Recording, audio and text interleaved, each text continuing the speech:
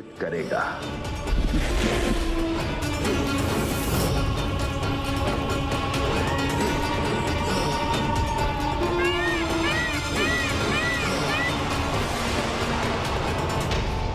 वो तो इसी दिशा में आया था, तो यहाँ से कहाँ चला गया वो गणेश? अब अदृश्य होकर ज्ञात नहीं वो कहाँ पहुंचकर किसे प्रभावित करने जा रहा है।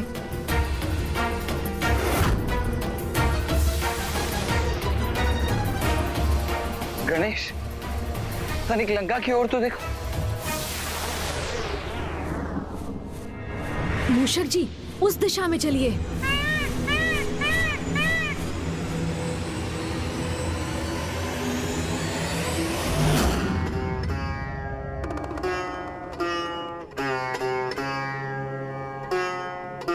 राक्षस राज, क्या आपके प्रति मेरा स्नेह समर्पण पर्याप्त नहीं है?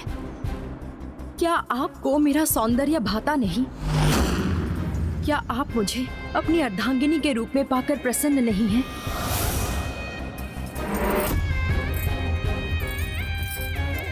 मेरे प्रश्नों का उत्तर दीजिए राक्षस राज। क्या कमी रह गई थी मुझ में जो आप देवी वेदवती के प्रति आकर्षित हुए और उनके तप में व्यवधान उत्पन्न किया? पूर्व में भी आप नंदी जी के श्राप से श्रापित हुए। तुम्हारे सर्वनाश का कारण एक वानर सेना ही बनेगी। अब पुनः एक श्राप के भागी बने हैं। क्या आपको अपनी तनिक भी चिंता नहीं है?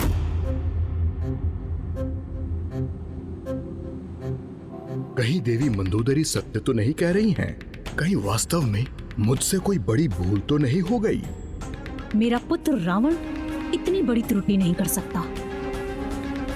ज्ञात नहीं आपको आपकी इस भूल का कितना विनाशकारी परिणाम भुगतना होगा।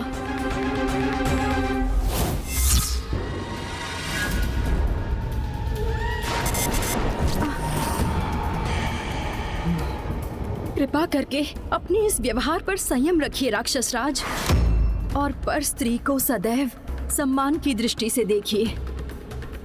देवी मंदोदरी,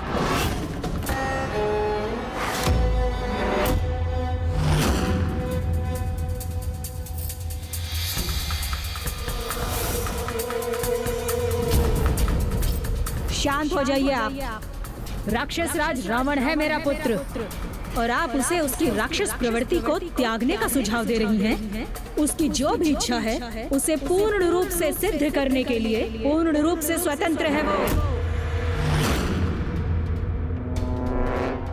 किसी भी प्रकार के श्राप की चिंता की कोई आवश्यकता नहीं है मेरे पुत्र रावण को, क्योंकि वो तो अजय है।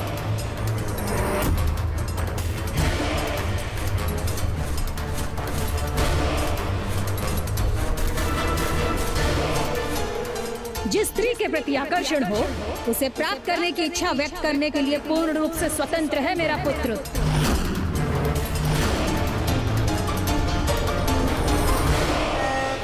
और जो उसे अप्रिय है उसका अपमान और तिरस्कार करने का उसे अधिकार है। यही व्यवहार हम राक्षसों के अनुरूप है, और राक्षस राज रावण को ऐसा करने से रोकना सर्वथा अनुचित है।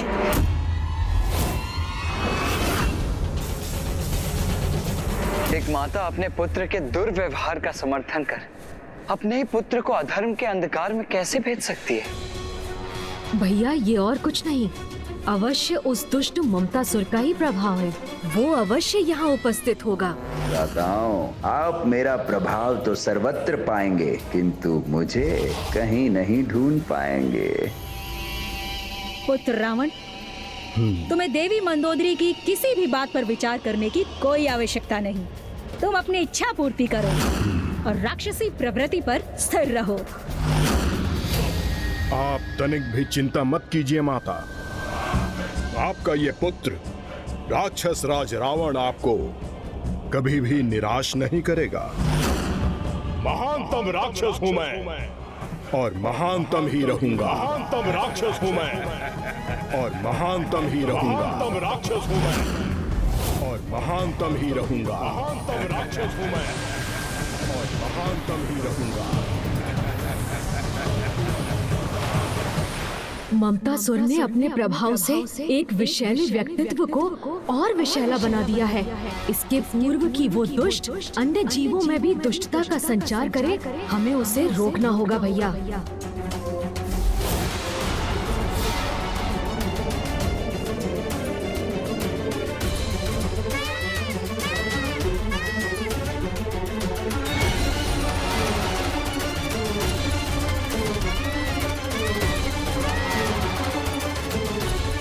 यहाँ तो सर्वत्र मेघ ही मेघ है अनुज गणेश। फिर उस मेघ रूपी ममतासुर को कहाँ ढूंढे हम? हाँ हाँ, जो तुम्हारी इच्छा है वही करो। ये तो कुबेर जी का स्वर है ना भैया? हाँ गणेश। किंतु वो इतनी ममता से किससे वार्तालाप कर रहे हैं?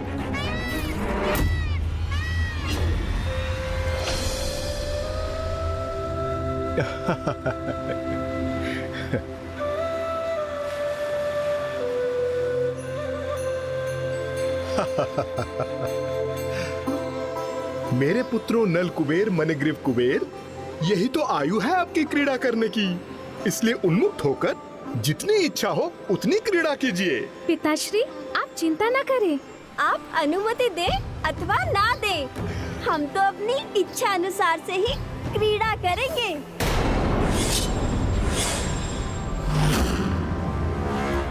उचित है। नारायण नारायण, ये कैसा अनुचित कथन है कुबेर पुत्रों का। पिताश्री, जब तक हमारा मन नहीं भरता, हम इस नदी के जल में क्रीड़ा करेंगे। तब तक आप यहीं स्थित रहकर हमारे वस्त्रों की देखरेख कीजिए।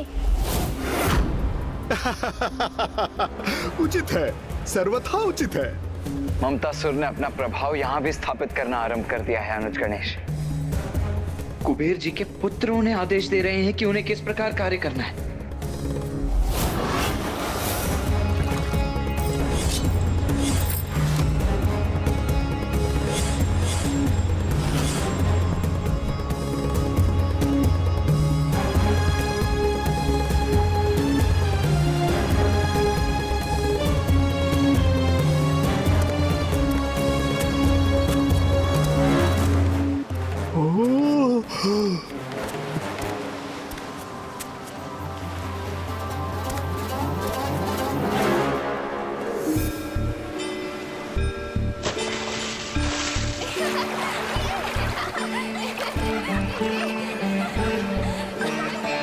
प्रणाम देवऋषि नारद जी। कुबेर जी, आपने अपने पुत्रों को उचित संस्कारों की सीख नहीं दी। ये भी नहीं सिखाया उन्हें कि जब उनके समक्ष उनसे बड़ा कोई आता है तो उनका अभिवादन करना चाहिए। बालक हैं, क्रीड़ा करने गए हैं, इसलिए आप पर ध्यान नहीं गया होगा उनका। इसे आप अपना अपमान ना समझें।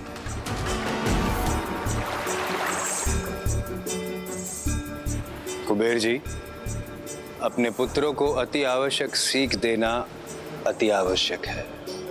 ये भी अति आवश्यक है उन्हें समझाना कि पवित्र नदी में यूं संपूर्ण रूप से निर्वस्त्र होकर प्रवेश करना धर्म के विरुद्ध है। देवर्षि, आप भी हमारे समान जल में प्रवेश तो कीजिए।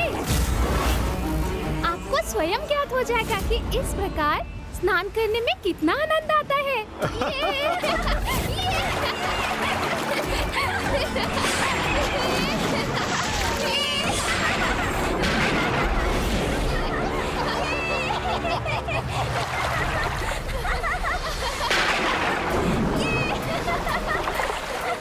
अपनी जल क्रीड़ा में तो खो ही गए मेरे पुत्र। उनके पुत्र देवर्षि नारद की अवहेलना और अपमान कर रहे हैं। पवित्र नदी के जल में कैसे प्रवेश किया जाता है, उस विधि को भूलकर पवित्र जलधारा का भी अपमान कर रहे हैं। और कुबेर जी उसके इस अनुचित व्यवहार से आनंदित भी हो रहे हैं। कुबेर जी, आपकी इस अनुचित ममता ने आपके पुत्रों के दुर्व्यवहार को देखकर भी अनदेखा करने को विवश नहीं किया, अपितु आपकी बुद्धि भी पूर्णतः भ्रष्ट कर दी है। इसीलिए आपके पुत्रों के इस दुर्व्यवहार को आप स्वीकार कर रहे हैं। दोषी है, दोषी है, दोषी। दंड तो अवश्य प्राप्त होगा।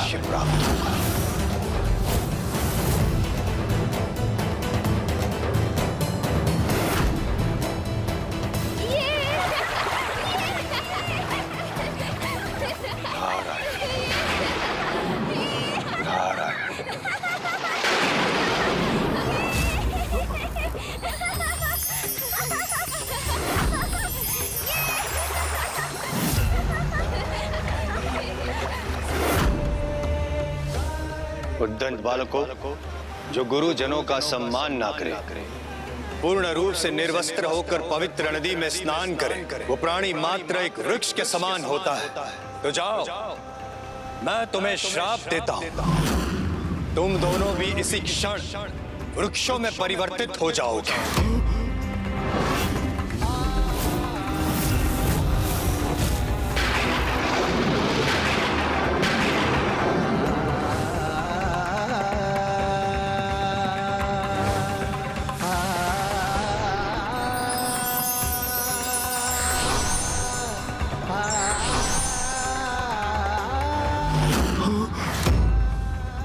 मेरे पुत्र वृक्षों में परिवर्तित हो गए।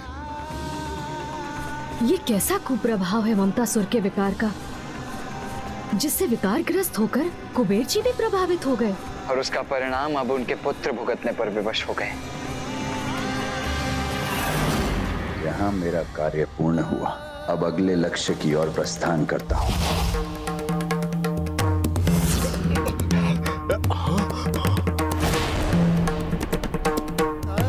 क्षमा देव ऋषि जी, क्षमा। देवर्षि जी, ज्ञात नहीं हम पर किसका प्रभाव पड़ गया था। आप पर किसका प्रभाव हुआ था इसका तो मुझे भी ज्ञात नहीं, किंतु मैं आपके पुत्रों को श्राप दे चुका। अब इसके प्रभाव से मैं उन्हें श्राप मुक्त नहीं कर सकता। मैं पुनः आपसे क्षमा याचना करता हूँ। मेरे पुत्रों को श्राप मुक्त करने का कोई तो उपाय होगा। देवर्षि, क्षमा कर दीजिए, क्षमा कर दीजिए मेरे बालकों को, क्षमा कर दीजिए।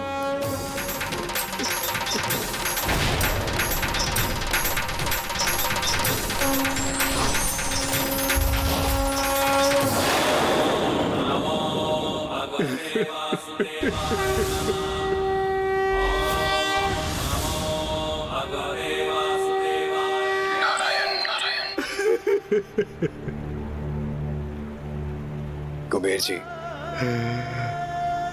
मैं अपना श्राप लौटा तो नहीं सकता, किंतु जो श्राप असीमित है उसे सीमित में परिवर्तित अवश्य कर सकता हूं।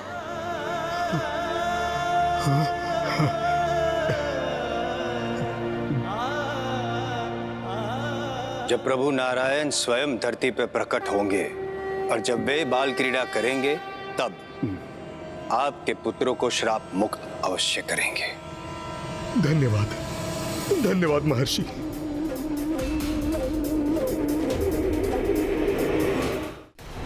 भैया, हमें यहाँ पहुँचने में भी विलंब हो गया और एक राक्षस के उपरांत ममतासुर एक देवता और उनके पुत्रों को प्रभावित करने में भी सफल हो गया। अनुज गणेश, ये ममतासुर भी कामासुर के मार्ग पर ही अग्रसर है।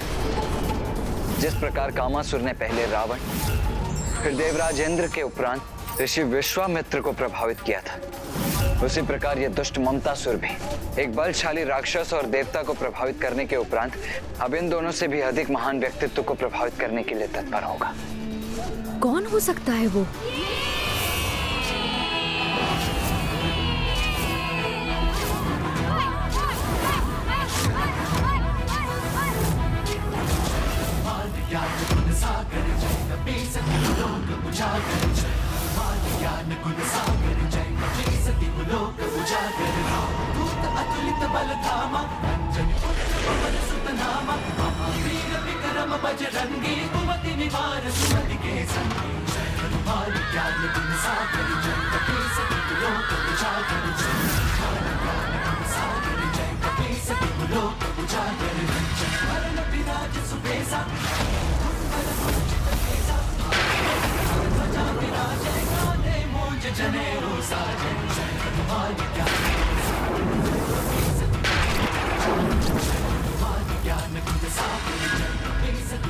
तुम्हारे लिए कुछ भी असंभव नहीं। जय हनुमान।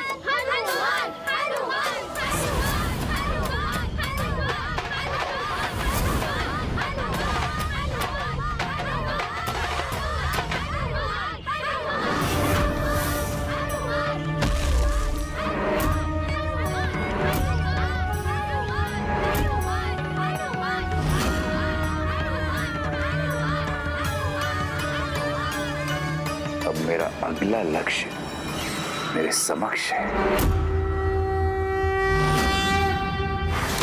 अनुज गणेश, इससे पूर्व कि ये दुष्ट ममतासुर अपना अगला लक्ष्य निर्धारित कर उन्हें भी प्रभावित करे, हमें उसे ढूंढकर उसे रोकना ही होगा।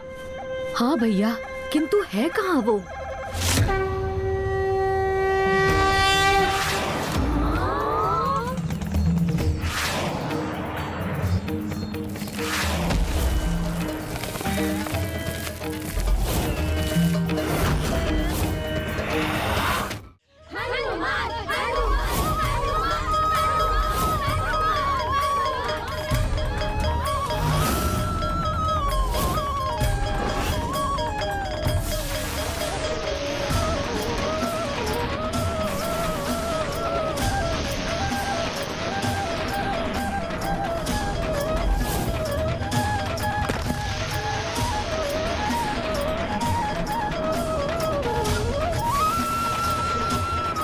कितने बलशाली हो तुम हनुमान। इस शीला को उठा लिया तुमने हनुमान।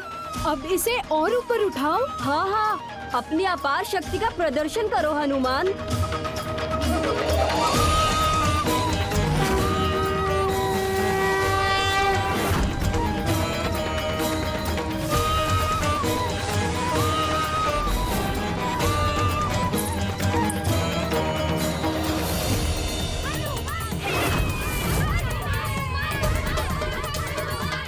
पुत्र हनुमान कैसी क्रीड़ा कर रहा है ये?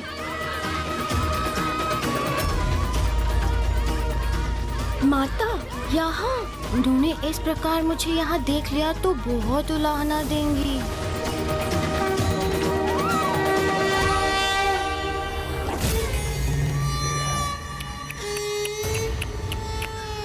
इतना दिव्य पुत्र और इतनी ममतामयी माता, जो अब मेरे ममता मोह के विकार का अगला लक्ष्य होंगे। आनंद आएगा, बहुत आनंद आएगा। माते माते माते।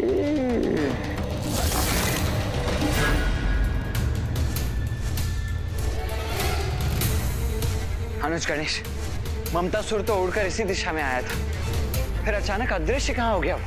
भैया आप चिंता मत कीजिए, हमें शीघ्र ममतासुर का कोई ना कोई संकेत अवश्य प्राप्त होगा।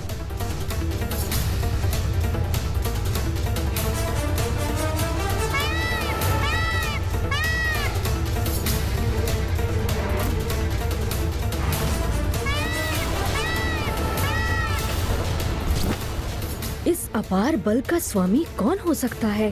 कहीं ममतासुर उसको भी अपने विकार से ग्रस्त तो नहीं करने वाला? देखती हाँ? ओहो, तो आपको ज्ञात भी हो गया कि मैं क्या कर रहा था? हाँ मेरे नटखट पुत्र, मुझे सब ज्ञात हो गया है। किंतु पुत्र, तुम्हें ये सब नहीं करना चाहिए, क्योंकि जो अपार बल के स्वामी होते हैं उन्हें अपने बल का प्रयोग केवल जगत हित के महान उत्तरदायित्व को निभाने के लिए करना चाहिए, न कि ऐसी क्रीड़ा कर जिससे किसी अन्य को क्षति पहुंचने की संभावना हो।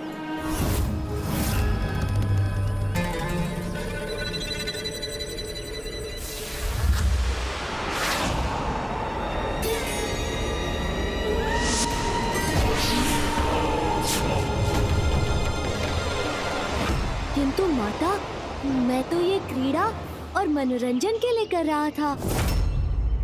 माता, मुझे थोड़ी देर और क्रीड़ा करने दीजिए ना।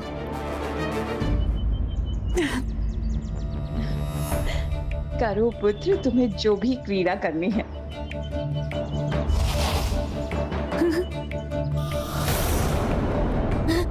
आओ मित्रों, माता ने अनुमति दे दी, अब तो और आनंद आएगा।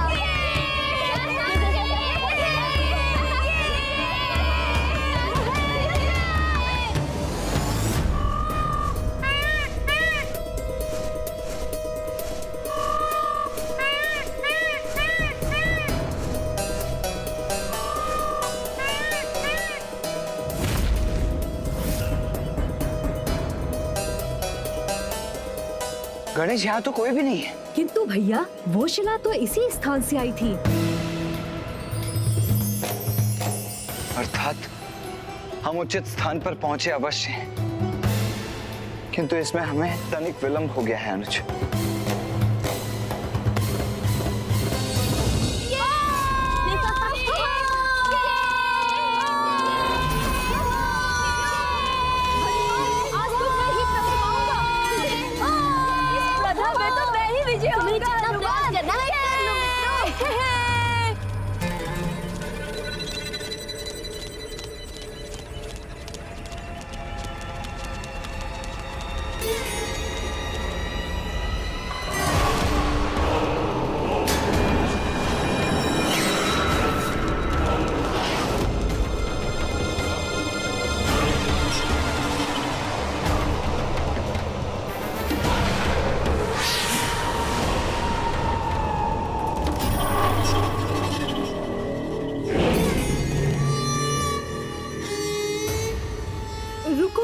रुको हनुमान।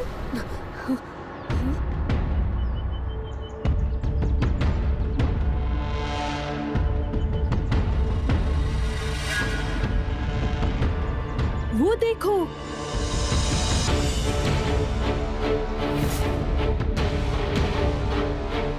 देखो वहां पर कोई ऋषि तपस्या कर रहा है।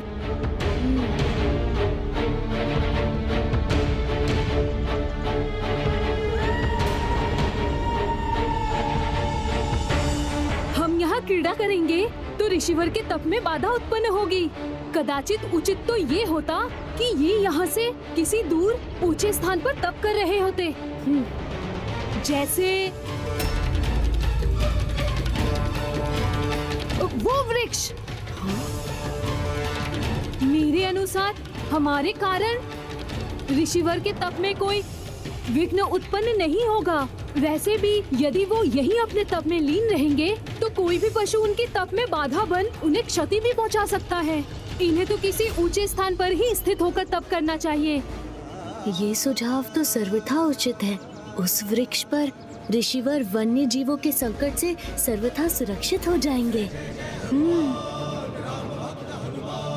तो सिर्फ इन्हें ही क्यों, इनकी सुविधा हेतु मैं इन्हें इनकी शिला के साथ ही उस वृक्ष पर स्थित कर देता हूँ। फिर बिना किसी बाधा के ऋषिवर सदियों तक अपनी तपस्या कर सकेंगे। हाँ, यही उचित होगा हनुमान।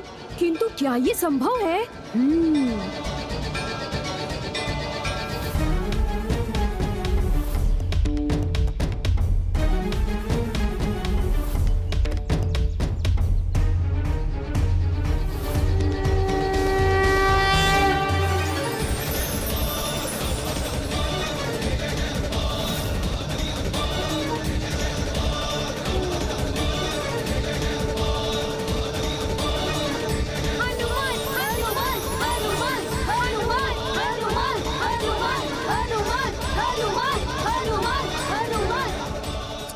संभव है, ममतासुर के लिए तो किसी को भी प्रभावित करना संभव है।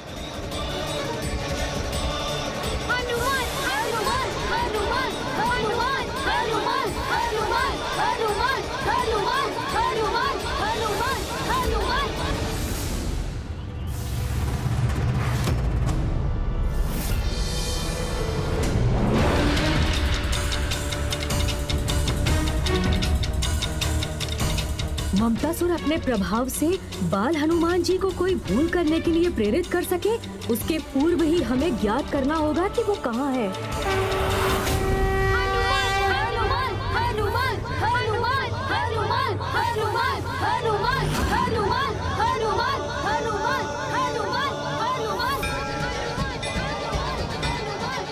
अनुज, गणेश, तुम बालकों का ये स्वर सुन रहे? हाँ भैया, हमें उसी दिशा में जाना चाहिए।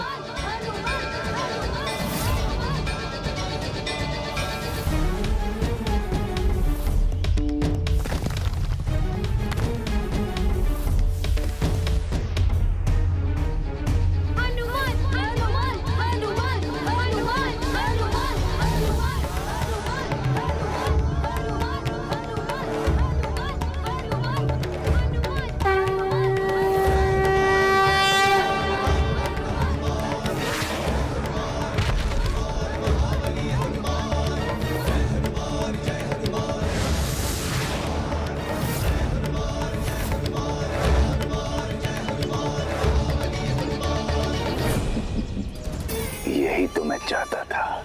अब आगे इसका दुष्परिणाम भुगतने के लिए तैयार हो जाइए हनुमान जी।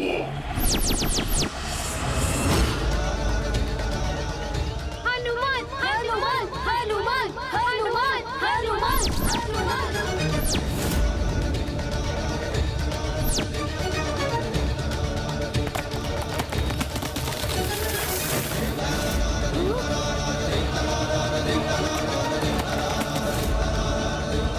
ऋषिवर,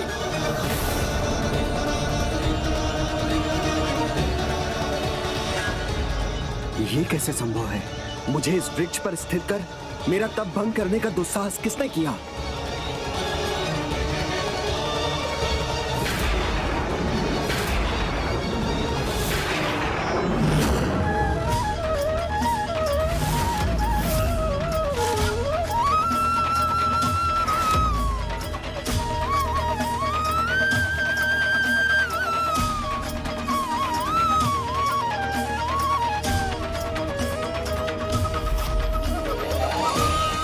मेरे वर्षों के कठोर तप को भंग करने का दंड तो मैं अवश्य दूंगा।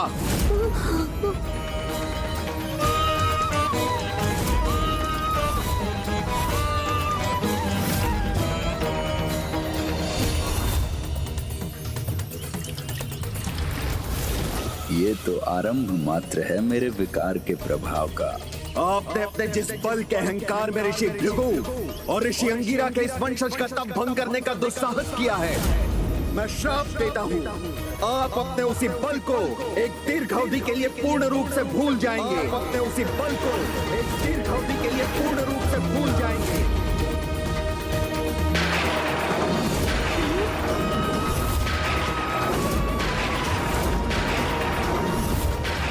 क्षमा ऋषिवर, क्षमा।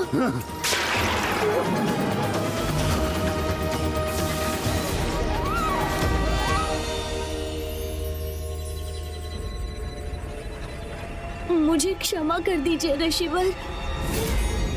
वहां मैंने रावण को उत्तेजित किया और यहाँ हनुमान के बल को क्षीण करने में सफल रहा।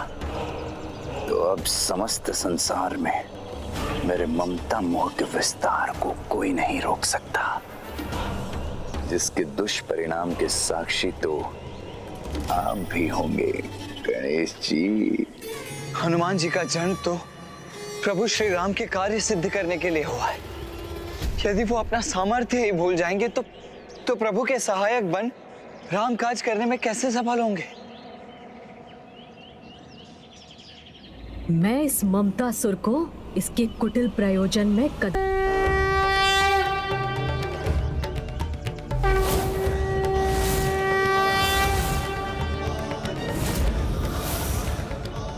मैं आपको श्राप मुक्त तो नहीं कर सकता, किंतु इसके प्रभाव को सीमित अवश्य कर सकता हूँ। भले ही मेरे श्राप के कारण आप अपनी विशेष शक्तियों को भूल गए हैं, किंतु जब कोई आपको आपके बल का स्मरण कराएगा, तब आप पुनः अपने सामर्थ्य को प्राप्त कर अपने महान दायित्वों को निभाने में सफल होंगे।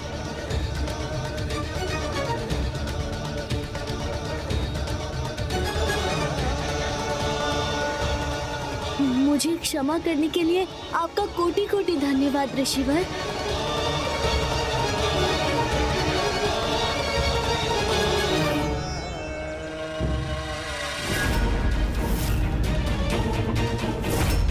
ममतासुर, ये तो यहाँ है। गणेश, इससे पूर्व कि ये दुष्ट पुनः मेघों का रूप धारण कर यहाँ से अदृश्य हो जाए, हमें इसे अपना बंदी बना लेना चाहिए।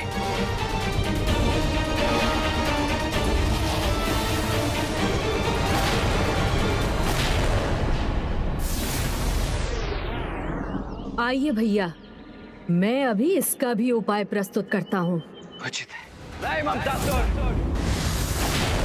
अब यहाँ से प्रस्थान करने का विचार भी मत करना, क्योंकि इस दिव्य गदा की ऊष्म ऊर्जा तुम्हें यहाँ से पुनः मेघ बनकर उड़ने नहीं देगी। तुम्हें तुम्हारे कर्मों का दंड तो भुगतना ही होगा। अब तुम यहाँ से कहीं नहीं जा सकते। ये क्या करने जा रहे हैं मेरे साथ?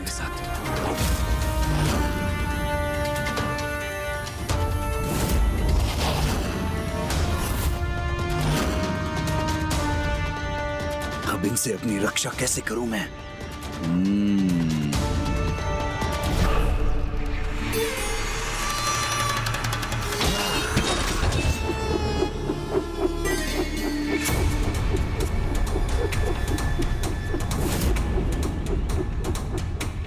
मैं व्यर्थ में ही इतना विचलित हो रहा हूं, जब इनसे रक्षा का इतना सरल और अचूक उपाय प्राप्त है मुझे।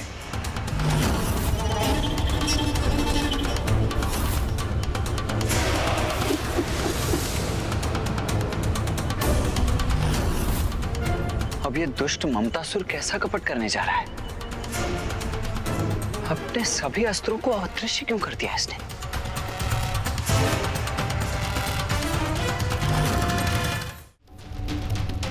जब संसार का सर्वाधिक शक्तिशाली कवच प्राप्त है मुझे, तो मुझे इन अस्त्रों की कोई आवश्यकता नहीं, क्योंकि इस ममतासुर की रक्षा स्वयं माता की ममता करेगी।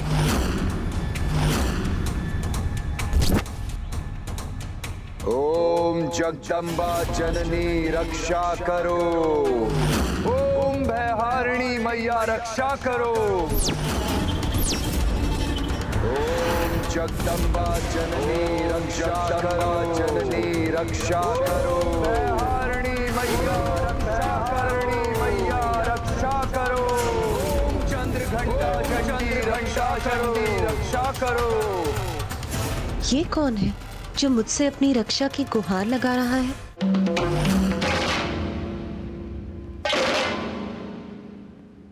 अपने इस पुत्र की रक्षा करो माता। इस निर्दोष को अकारण ही इतना दंड दिया जा रहा है। आपके पुत्र ममतासुर पर संकट की छाया छाई है, जो स्वयं मेरे भ्राताओं ने उत्पन्न की है। याद नहीं मुझे माते कि क्या द्वेष है इन्हें मुझसे, जो ये मुझे क्षति पहुंचाना चाहते हैं। प्रेम पूर्वक मैंने इनकी सेवा की, अपने भवन में स्वागत किया, इनका भोजन कराया, तन मन से सेवा की, परंतु फिर भी मैं दंड का भागी क्यों हो गया हूं माते? और हाँ माते, इन्होंने छल पूर्वक मुझसे वो गदा भी छीन ली जो आपने मुझे मेरी रक्षा के लिए प्रदान की थी। रुको ममतासुर, माँ की ममता का अनुचित लाभ उठाने का प्रयास मत करो। सत्य तो आपके समक्ष है माते। भ्राता गणेश केवल मुझे चेतावनी ही नहीं दे रहे हैं, अपितु आपकी ही दी हुई गदा से मुझ पर प्रहार भी करना चाहते हैं। रक्षा कीजिए माते, मेरी रक्षा कीजिए, अपने पुत्र की रक्षा कीजिए माते। शूलेन पाही नो देवी। अनुज गणेश, जिस मंत्र के जाप को माता कभी अनसुना नहीं करती, सदैव जिसका जाप करने वाले की रक्षा करती है, इस दुष्ट ममतासुर ने माता के उसी रक्षा मंत्र का जाप आरंभ कर दिया है। पाही खड्गेन चांबिके घंटा स्वनेन न पाही, चाप जानी स्वनेन च।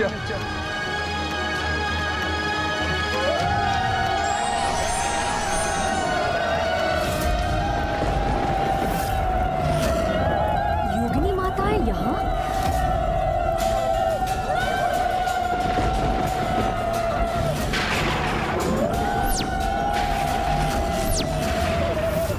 इस दुष्ट के लिए योगिनी माताएं स्वयं प्रकट हो गई हैं।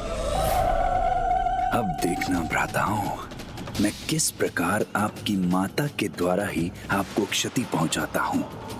पहले आपके पिताश्री ने आपकी गर्दन काटी थी, आज स्वयं आपकी माता ही आपकी शत्रु हो जाएंगी। माँ की कृपा से ही ममतासुर की रक्षा हुई, तो अब उसे रोकने का भी एक ही उपाय है। माँ ममता के चरम से प्रभावित होकर ममतासुर को अपनी ममता का अनुचित लाभ उठाने दे रही है। हमें माँ को इसका आभास कराकर उन्हें ममतासुर के विरुद्ध करना होगा, तब माँ स्वयं इसे उचित सीख प्रदान करेंगी। इसके लिए तुम्हारे पास कोई योजना है? भैया, ममतासुर अभी माँ की ममता से ही परिचित है, किंतु उसे ये ज्ञात नहीं कि माँ अनुशासन भंग करने वालों के प्रति अत्यंत कठोर भी हो सकती है। हमें माँ के उसी रूप को जागृत करने हेतु अपने व्यवहार से माँ को विचलित करना होगा। नहीं अनुज गणेश, हमें नहीं, ये कार्य तो तुम्हें ही पूर्ण करना होगा। किंतु भैया। नहीं नहीं नहीं अनुज गणेश, कोई किंतु परंतु नहीं। किसी के द्वारा मर्यादा भंग करने पर माँ का क्रोध चरम पर पहुंचकर उनके काली रूप को प्रकट कर देता है, जो प्रलय की स्थिति तक उत्पन्न कर देता है, जिसके पश्चात स्वयं पिताश्री तक के लिए माँ को शांत कर पाना अत्यंत कठिन हो जाता है। मैं माता के उस भयानक रूप का साक्षी बनने का इच्छुक नहीं हूँ। अर्थात अब जो भी करना है वो मुझे ही करना होगा।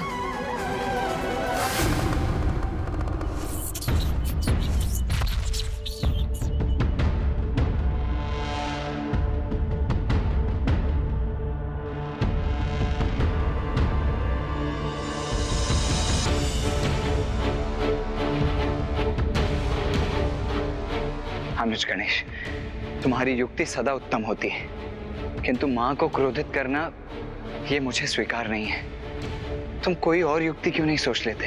आप चिंता मत कीजिए भैया, माँ का ध्यान तो उनकी रंगोली पर ही केंद्रित है। उन्होंने हमारी ओर देखकर भी ममतासुर और उसकी दिव्य गदा को लेकर एक प्रश्न तक नहीं किया, तो मेरी योजना को क्रियान्वित करने का यही उचित अवसर है।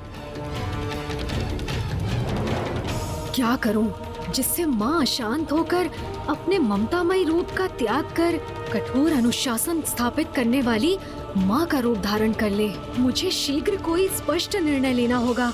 नहीं, गणेश की ये योजना मेरे अनुमान से भी अधिक संकट उत्पन्न न करते।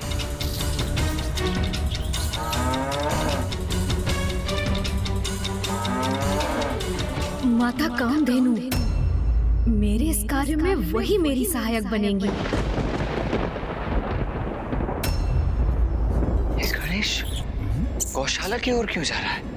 माता कामधेनु के पास। आप कृपया रुकिए।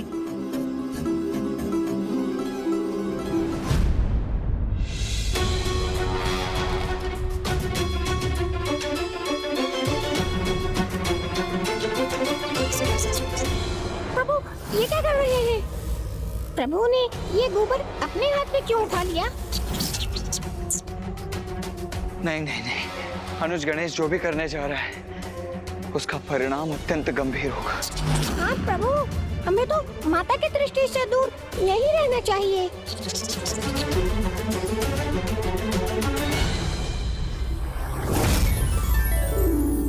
अब मेरी ये रंगोली पूर्ण होने जा रही है। स्वामी इसे देखेंगे तो कितने प्रसन्न हो जाएंगे। मेरी ये योजना अवश्य सफल होगी।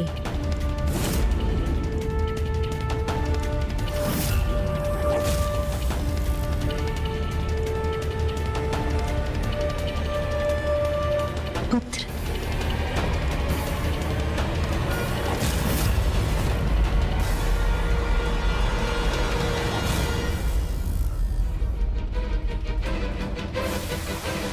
गणेश ने ये क्या कर दिया?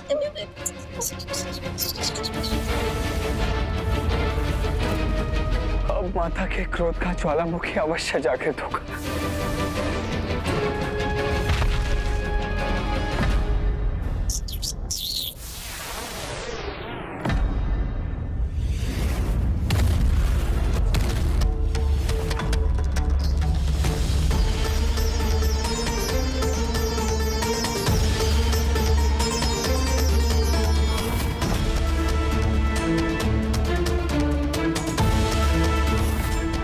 अब माँ अपने क्रोध को रोक नहीं सकेंगी।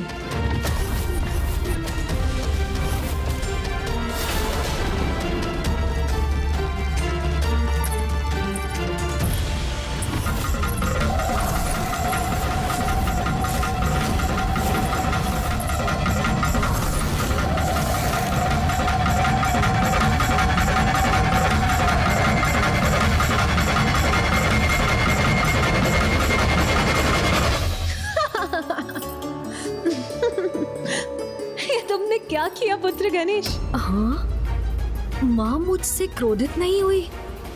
माता, गणेश जी ने हमारे समस्त दिवस के परिश्रम को व्यर्थ कर दिया, हमारी रंगोली की शोभा ही मिटा दी। शोभा मिटाई नहीं है, गणेश ने तो अपने अनुसार शोभा और बढ़ा दी है। विश्वास नहीं होता, माँ गणेश की इस उद्दंडता की भी प्रशंसा कर रही हैं। पुत्र गणेश, क्या तुम अपनी कलात्मकता का प्रदर्शन कर इसमें कुछ और निखार लाना चाहते हो? नहीं माँ। मेरे विचार से गणेश द्वारा जोड़े गए इस शुभ गोबर पर हमें पुष्प सज्जित करना चाहिए। इससे इस रंगोली की सुंदरता और बढ़ जाएगी। आज प्रथम बार मैं चाहता हूँ कि माँ मुझसे रुष्ट हो तो वो उसके सर्वथा विपरीत व्यवहार कर रही हैं।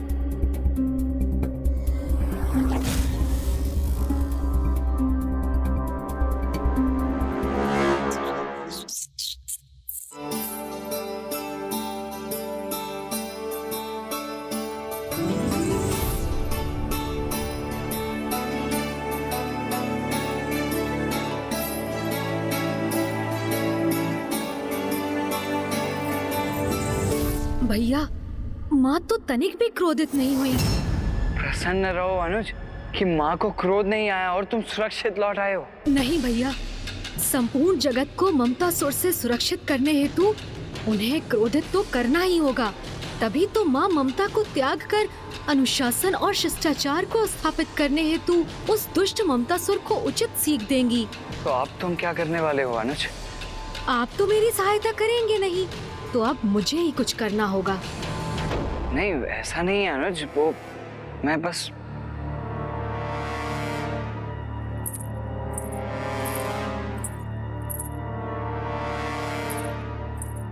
माँ रसोई गृह की ओर बढ़ रही हैं।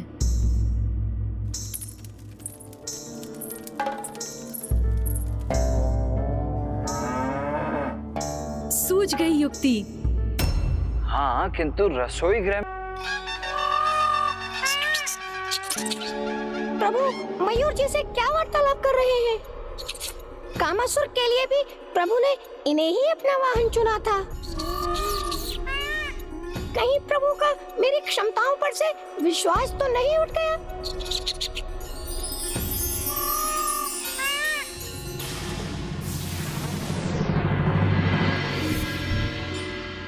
धन्यवाद मयूर जी।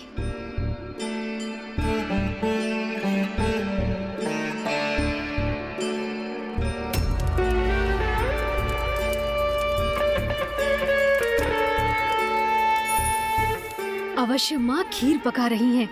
कदाचित यही उचित समय है। प्रभु, ये कर क्या रहे हैं? गणेश अब कदाचित माँ के द्वारा खीर के पकाए जाने में बाधा उत्पन्न करने जा रहा है। क्षमा कीजिए माता, इससे आपको तनिक सुरसुरी होगी, किंतु कृपा कर आप मेरी सहायता कीजिए।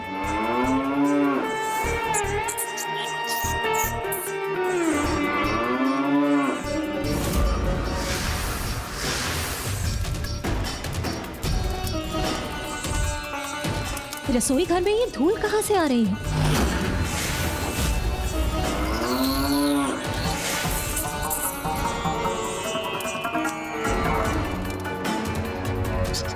ये आप क्या कर रहे हैं प्रभु?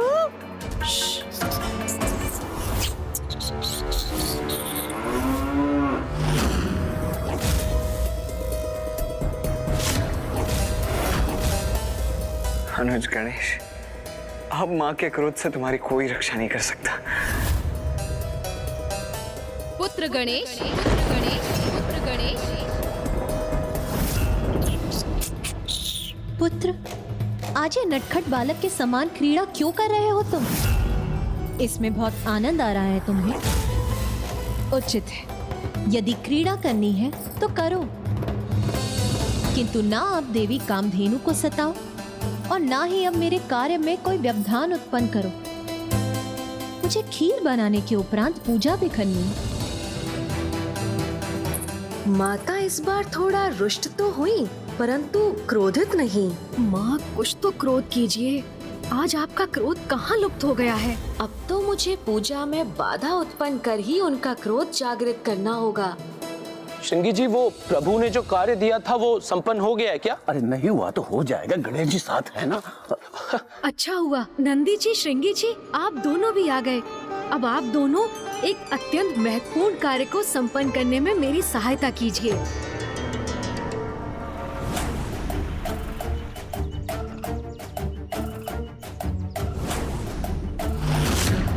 अनुज गणेश, अब तक तो तुम अपनी योजना में सफल हो नहीं पाए, तो अब क्या कर रहे हो तुम ये? भैया, मैं माँ की पूजा की सामग्री एकत्रित कर रहा हूँ। पूजा की सामग्री? तो अनुज, तुम बेलपत्र जैसे शुभ वृक्ष के पत्र एवं अन्य फलों के स्थान पर ये विषैले धतूरे और अखवन के पत्र क्यों एकत्रित कर रहे हो, जिनका शुभ कार्यों में प्रवेश ही निषेध है? क्योंकि भैया, अब तो माँ के क्रोध को जागृत करने का यही एकमात्र उपाय शेष है। माता का क्रोध प्रभु आपने हमें ये पूर्व में क्यों नहीं बताया?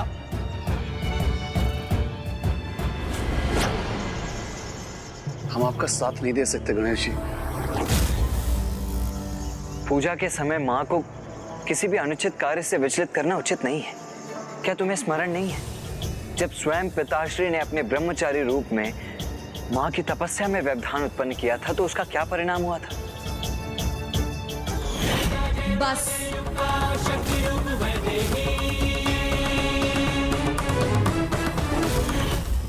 मुझे ज्ञात है भैया, माँ किसी भी त्रुटि को क्षमा कर सकती हैं, किंतु पिताश्री की पूजा में विघ्न कदापि क्षमा नहीं कर सकती। अनुज,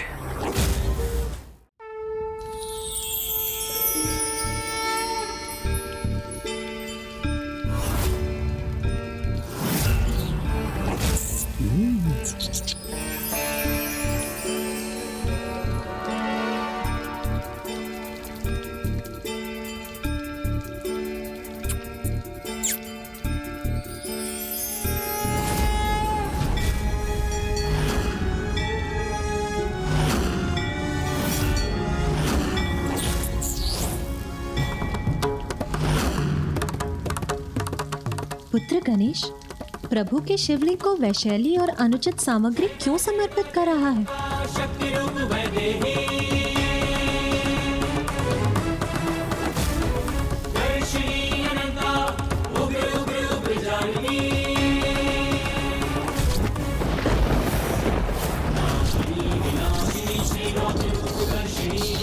ऐसी अनुचित पूजा क्यों कर रहा है गणेश?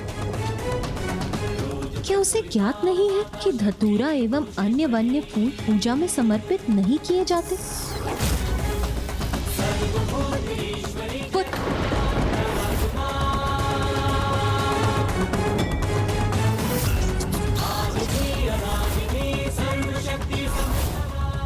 मैंने माता की पूजा भंग की है, अब तो वो अवश्य ही क्रोधित होंगी। विधि के अनुसार इसकी पूजा उचित नहीं, किंतु गणेश है तो अभी बालक ही ना, और वो तो पूर्ण भक्ति भाव से प्रभु की पूजा कर रहा है, इसीलिए कदाचित इसे इसके अनुसार ही पूजा करने देना चाहिए, क्योंकि स्वामी की पूजा में किसी भी विधि विधान से कहीं अधिक महत्वपूर्ण उनके प्रति उनके भक्त की श्रद्धा है।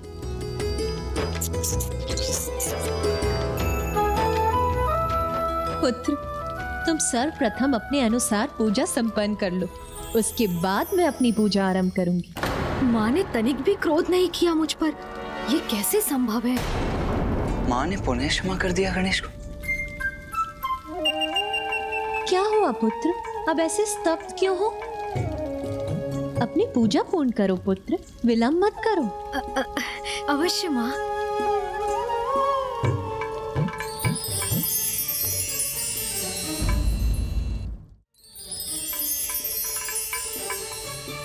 ओम नमः शिवाय। पुत्र गणेश, अब तुम्हारी पूजा यदि समाप्त हो गई हो तो मुझे भी अपनी पूजा आरंभ करने दो। हाँ माता।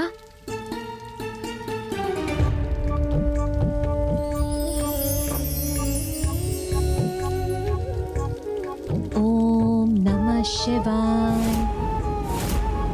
भैया, मेरी ये योजना भी विफल हो गई। बस अब बहुत हुआ अनुज गणेश, तुम अपने सभी प्रयास कर चुके हो, किंतु कदाचित तुम्हारी इस योजना का असफल होना ही उचित है। नहीं भैया, हमें इसमें सफलता प्राप्त करनी ही होगी। मेरी प्रथम भूल पर माँ हंसने लगी थी, फिर दूसरी भूल पर वो कुछ कुपित हुई, और तीसरी भूल पर तो वो क्रोधित होने ही वाली थी कि उन्होंने स्वयं को रोक लिया। अर्थात एक अंतिम प्रयास और करना चाहिए। गणेश जी, मुझे यहाँ से प्रस्थान करना चाहिए। आप मुझे आज्ञा दीजिए। वैसे भी माता की पूजा तो अब संपन्न होने वाली है, तो उन्हें प्रभु के आहार के लिए दुग्ध एवं फलों की आवश्यकता होगी, तो मैं दे के आता हूँ।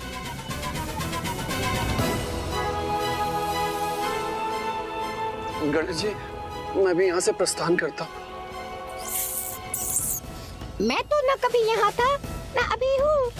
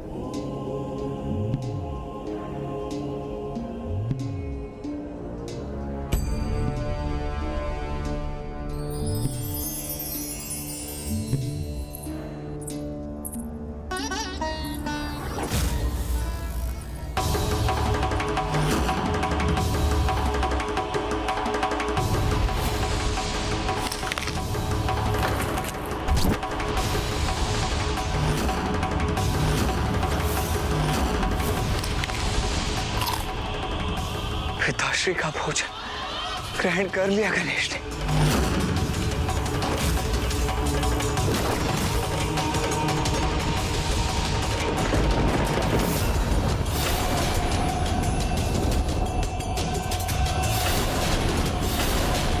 बस बहुत हुआ गणेश, बस बहुत हुआ गणेश, बस बहुत हुआ गणेश।